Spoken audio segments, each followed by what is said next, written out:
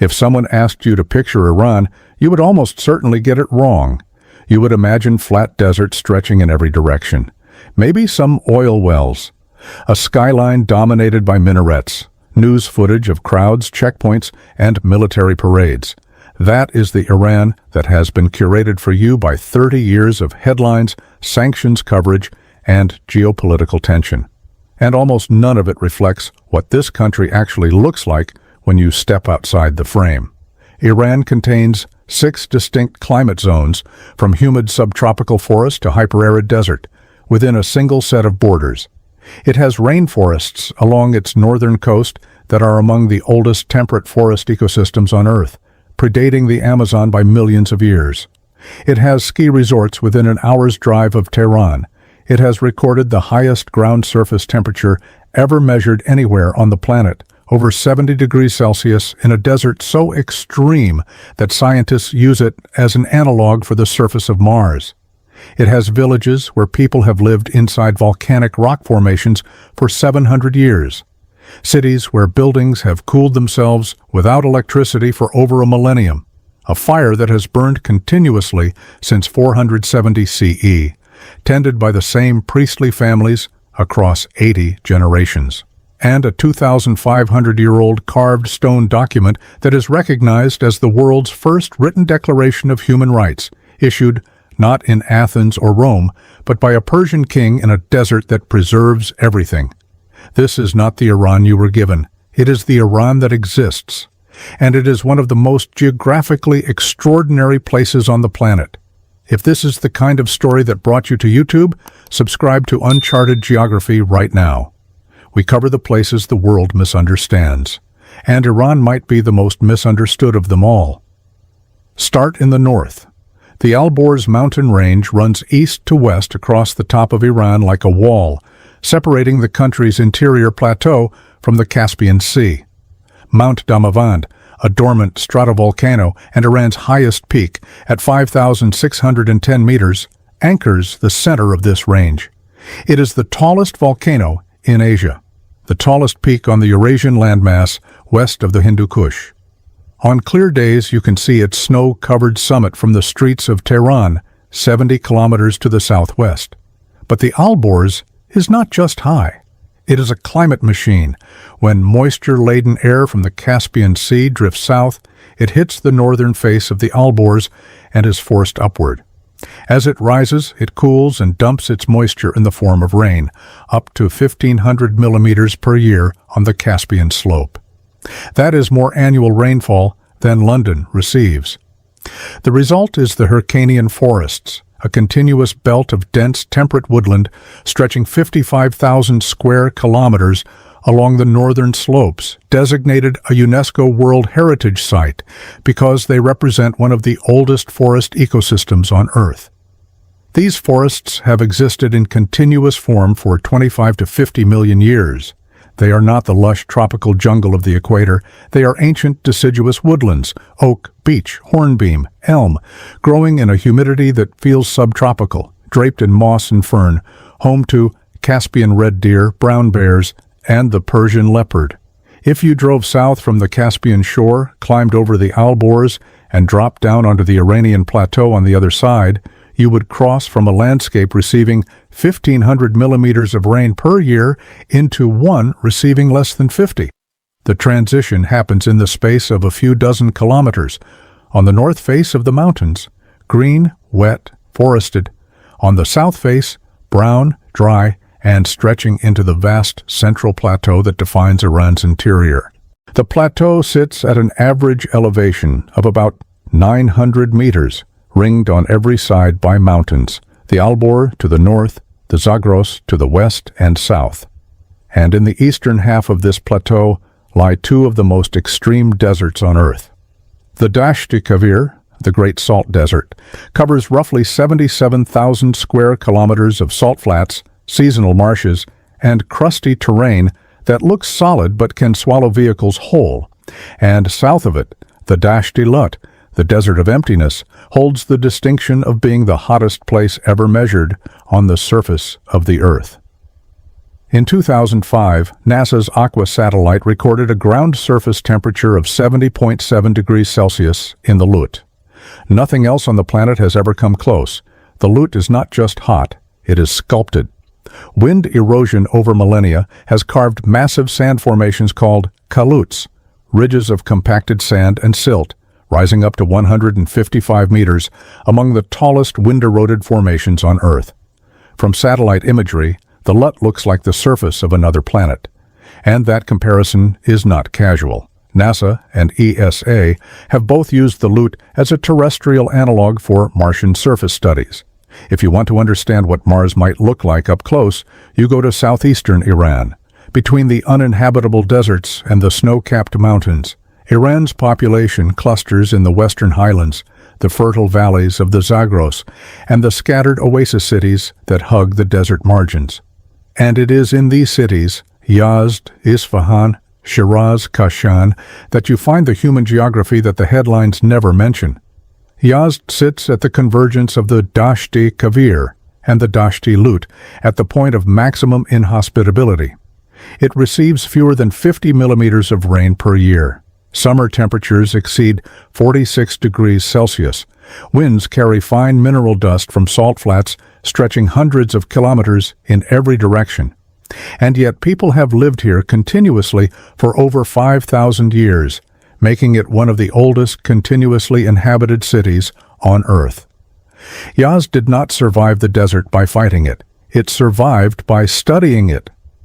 The city's skyline is defined by badgirs, wind towers that rise above the roof lines like chimneys turned inside out. These structures, some over 1,000 years old, are passive cooling systems of extraordinary sophistication. They capture prevailing breezes at height, channel the air downward through narrowing shafts and internal baffles, and deliver air up to 8 to 10 degrees Celsius cooler into the rooms below. No electricity, no moving parts, no maintenance beyond occasionally clearing dust from the intake vents. The engineering is so effective that families who have lived in Badgir-cooled houses for generations describe the sound of wind entering the tower at night as part of the architecture of sleep. The desert, after centuries of negotiation, finally cooperating. If you are finding this fascinating, hit that like button for uncharted geography right now. It helps the algorithm push this to more people who need to see the Iran nobody shows them. Beneath Yazd's towers and courtyards runs an infrastructure even more remarkable than the wind catchers. The Qanat system, a network of hand-dug underground channels that tap into aquifers at the base of distant mountains and carry water by gravity alone across distances of up to 25 kilometers, sustained this city and dozens like it across Iran's interior for over 3,000 years. The Qanat requires no pumps, no energy, and no surface exposure that would lose water to evaporation. The builders, called muqannas, descended into shafts up to 30 meters deep, then tunneled horizontally along the water table's gradient with hand tools, maintaining a precise downhill slope over kilometers of tunnel by methods passed from father to son. A single Qanat could take a generation to complete. Iran once had over 33,000 active Qanats. The system sustained Silk Road cities across 20 centuries. The Qanat embodies a single insight so elegant it borders on philosophy. The desert does not lack water. It stores water underground, beyond evaporation's reach. And the correct human response is to descend through labor measured in lifetimes to where the water already is. At the Atashkade fire temple in Yazd, a flame has burned without interruption since 470 CE. 80 generations of Zoroastrian priestly families have maintained it, a continuity that predates Islam's arrival in Iran by 2 centuries and has survived every political transformation since. Yazd is the only city on earth where this ancient flame and the mosque's call to prayer coexist in the same neighborhood, 2 traditions that arrived at entirely different conclusions about the divine and agreed across 14 centuries of shared streets that the agreement to share mattered more than the conclusions themselves. 350 kilometers to the northwest, Isfahan emerges from the central plateau as a city that should not be as beautiful as it is. Sitting at roughly 1,600 meters elevation on a dust-hazed plain enclosed by mountain ridges, it contains one of the largest public squares on Earth, Naqsh-e stretching nearly 500 meters in length. At the southern end, the Shah Mosque presents a tilework facade in a cobalt blue so layered across centuries of geometric repetition that the surface appears to generate light rather than reflect it. Beneath the main dome, a single hand clap returns precisely 7 echoes. The 7 heavens of Islamic cosmology, engineered into the geometry with 17th century mathematics. Theology expressed as measurable physics. 15 minutes north in the Armenian Christian quarter of Ulfa, the Vank Cathedral presents from outside the unmistakable silhouette of an Iranian Islamic structure, tiled dome, pointed arches, then opens inside to 17th century Armenian frescoes covering every wall. This was not architectural confusion, it was deliberate policy. Shah Abbas the Great granted Isfahan's Armenian silk-weaving community full religious autonomy in exchange for the textile expertise his empire required. The result was a neighborhood where 2 devotional traditions built their most sacred structures within walking distance of each other and maintained that arrangement across 4 centuries, the geography of coexistence, built into stone. Today, the Zayandeh River, which once defined Isfahan's identity, fed its famous bridges, and sustained its gardens, runs dry for extended periods. The bridges that once spanned flowing water now arch over sand, and the residents who gather on their promenades in the evening do so above a riverbed that collective memory insists should not be empty. Iran's water crisis is not a future threat, it is present tense, and Isfahan is its most visible monument. South of Isfahan, the Zagros foothills give way to a pale, wind-scoured plateau where the land offers almost nothing. No river, no forest, no shelter from a sun that strikes exposed limestone at temperatures capable of burning skin.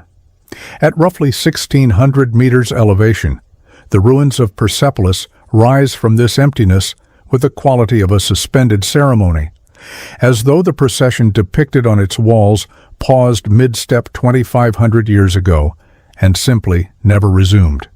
What separates Persepolis from every other imperial monument on Earth is what its walls do not show. There is no war. Across hundreds of meters of bas-relief carvings, the 23 subject nations of the Achaemenid Empire appear not in chains but in procession, Egyptians carrying folded linen, Armenians leading a horse, Ethiopians presenting a giraffe, each delegation carved in its own clothing with the physiognomic attention reserved for people considered worth documenting as individuals rather than conquests. When Cyrus the Great issued the Cyrus Cylinder in 539 BCE, a clay document now housed in the British Museum and recognized as the world's first written declaration of human rights, he expressed in words what Persepolis had already expressed in stone, that an empire could be built on plurality rather than subjugation. The desert has preserved these carvings for 25 centuries, but acid rain carried from industrial centers is now dissolving the relief surfaces that survived Alexander the Great's fire. The figures that have faced the afternoon sun since before democracy was invented in Athens are beginning, for the first time, to lose their features. 35 miles south of Tabriz in the northwest, the village of Kandovan has existed inside volcanic rock formations for roughly 700 years. Not beside them, inside them. When Mount Sahand, a shield volcano whose last major eruption occurred approximately 10,000 years ago, deposited volcanic ash across the surrounding valleys, the ash compressed over millennia into ignimbrate, a soft gray rock that erodes under wind and rain into conical formations rising 15 to 40 feet from the valley floor. The people of Kandovan carved their homes directly into these cones. Interior temperatures stay between 15 and 20 degrees Celsius year-round, regardless of external conditions, natural insulation performing without energy input, what modern climate control achieves through synthetic layers and constant electricity. Families cook, sleep, and raise children in chambers carved to specific domestic requirements: plastered walls, carved niches, wooden doors fitted into widened openings. External stone staircases ascend the cone surfaces. Smoke exits through channels cut into the peaks. What separates Kandovan from Cappadocia, the Turkish cave landscape that receives incomparably more international attention, is that nobody in Kandovan ever left. Cappadocia's dwellings were abandoned and converted into boutique hotels. Kandovan's residents continued living in theirs. The emergency that originally drove people into the rock, likely Mongol-era raids, transformed across 7 centuries into simply the way life is organized. In the far south, at the edge of the Lut Desert in Kerman Province, the ancient city of Bam once rose from the valley floor in walls so perfectly the color of surrounding terrain that the eye initially misread it as topography rather than architecture.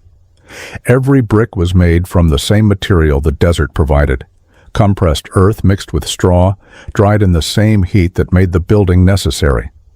The Qanat system beneath its walls sustained a Silk Road community for 20 centuries. On December 26, 2003, an earthquake struck directly beneath the sleeping city. Within 12 seconds, 20 centuries of construction collapsed onto the people inside. 26,000 died. The destruction was nearly total. Reconstruction has continued for over 2 decades. Original bricks recovered from the rubble have been cleaned, catalogued, and returned to their approximate positions. The Qanat channels have been restored alongside the walls they once sustained. The city is being reassembled from its own remains, which is, across every scale of its history, precisely what Bam has always done. In Iran, collapse has never meant the end. It has meant the beginning of the next reconstruction. And that might be the deepest truth about Iran's geography. This is a country built on a plateau that shakes with earthquakes, ringed by mountains that block moisture, centered on deserts that kill and threaded with fault lines that have leveled cities repeatedly across recorded history. It should not sustain a civilization of 88 million people. It should not have produced the architectural refinement of Isfahan, the philosophical depth of Shiraz's poets, the engineering precision of the Qanat system, or the ecological intelligence of the Badgir. By every rational measure of geographic hospitality, Iran should be empty. But it is not. Because the people who settled this plateau 3,000 years ago did not demand that the land accommodate them. They accommodated the land. They descended underground to find water. They channeled desert wind to cool their homes. They carved shelter into volcanic rock. They built beauty behind plain walls so that passing armies would not covet it. They maintained a fire for 80 generations because continuity mattered more than convenience. And they inscribed on a clay cylinder, 25 centuries before anyone else thought to write it down, the idea that human beings of different nations and beliefs could coexist under a single roof without one of them requiring the others to disappear. In the far north, where the Alborz drops toward the Caspian and the Hyrcanian forests thicken into a canopy dense enough to block the sky, the village of Masuleh clings to a mountainside so steep that the entire settlement reads from below as a vertical accumulation of yellow ochre forms pressed against the rock, something that grew into the mountain over 1,000 years of continuous occupation rather than being built upon it. The architecture that emerged from this terrain is unique in the world. Each building's roof is the pedestrian street for the building above it. The entire public circulation network is simultaneously the private structural surface of residents' homes. No roads accommodate vehicles. The path to the market is the ceiling of a neighbor's bedroom. And this has been true across 40 generations without a written agreement governing it, because in a place where architecture makes the social contract physically visible, the social contract does not require documentation. The Caspian deposits roughly 1,400 millimeters of rain annually in these foothills, 27 times the rainfall reaching Yazd. In autumn, fog settles over Masuleh for weeks at a time, and the mud-clay walls absorb and release moisture in a thermal cycle that makes the buildings feel as though they are breathing. The forest descends to the lower terraces with an abruptness experienced as a change of climate rather than scenery. From Masuleh, you can look north toward the Caspian and see green, turn south toward the plateau and see brown. Two Irans, separated by the spine of a single mountain range, visible in a single glance. That is the Iran the media do not show you. Not because it is hidden, but because it does not fit the frame. The frame wants threat, it wants tension, it wants a flat desert with nuclear facilities and angry crowds. And Iran has those things too. It would be dishonest to pretend otherwise. But it also has ancient forests older than the Amazon, ski slopes above a capital of 15 million, villages inside volcanoes, cities cooled by wind towers built before Europe had plumbing, the hottest ground surface ever measured on Earth, and a civilization that has spent 3,000 years learning the precise art of living well inside a geography that never once promised it would be easy. Iran is not the country you were handed, and the distance between the Iran that exists and the Iran that most people imagine might be the widest gap between perception and reality of any country on Earth. If this video changed how you see Iran, make sure you are subscribed to Uncharted Geography. We cover the places the world misunderstands, the geographic realities behind the headlines, the human stories behind the maps. Hit subscribe, leave a comment telling me which part of Iran surprised you most, and I will see you in the next one.